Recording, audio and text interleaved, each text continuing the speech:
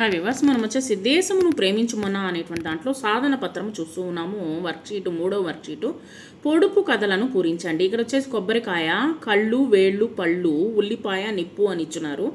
తోకలేని పిట్ట 90 ఆమడల వెళ్తుంది. వచ్చేసి తోక లేదు దానికి పిట్ట, కానీ చాలా దూరం వెళ్తుంది అన్నప్పుడు అది ఉత్తరము. ఆకాశంలో అంబు, అంబులో చెంబు, చెంబులో పాలు అనేది ఇక్కడ వచ్చేసి కొబ్బరికాయ. ఎర్రని పండుపై ఈగైనా వాళ్ళదు అగ్ని, తర్వాత వచ్చేసి నిప్పు అనమాట. చూసింది 2, కోసింది 5, తిన్నది 32. అంటే చూసింది 2 అంటే కళ్ళు, కోసింది 5 అంటే వేళ్ళు, తర్వాత పళ్ళు వచ్చేసి తిన్నది వచ్చేసి 32 అంటే పళ్ళు అనమాట. కాళ్ళు చేతులు లేని అందగత్తెకు బోలెడు దుస్తులు అన్నప్పుడు ఉల్లిపాయ. దీనికి ఆన్సర్లు సో ఈ విధంగా మీరు రాయండి.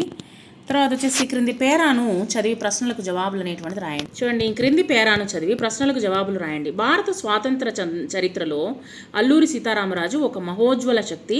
రామరాజు 1897 జూలై 4న విజయనగరం జిల్లాలో పాండ్రంగి అనేటువంటి దాంట్లో జన్మించారనమాట. పాండ్రంగి అనేటువంటి జిల్లాలో జన్మించారు. తర్వాత వచ్చేసి బాల్యంలోనే తండ్రి చనిపోవడం వల్ల రాజు జీవితంలో పెనుమార్పులు తెచ్చింది. కుటుంబ అష్టకష్టాలు పడింది.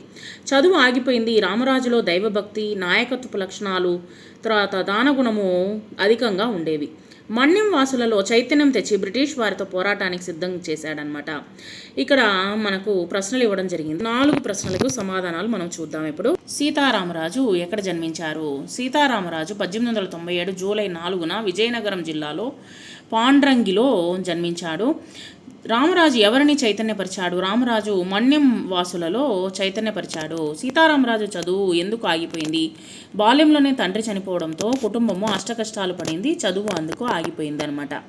స్వాతంత్రము సంగ్రామంలో పోరాడినటువంటి మరికొందరు విప్లవ నాయకుల యొక్క పేర్లు రాయండి. భగత్ సింగ్, చంద్రశేఖర్ ఆజాద్, నేతాజీ సుభాష్ చంద్రబోస్, సుఖదేవ్ దాపల్, శివరాం రాజ్గురు, రామప్రసాద్ బిస్మిల్, వీరపాండ్య కట్టబొమ్మన్, ఉద్దమ్ సింగ్, కుమరం భీమ్. వీరందరూ వచ్చేసి స్వాతంత్రం కోసం పోరాడిన విప్లవకారులు అనమాట.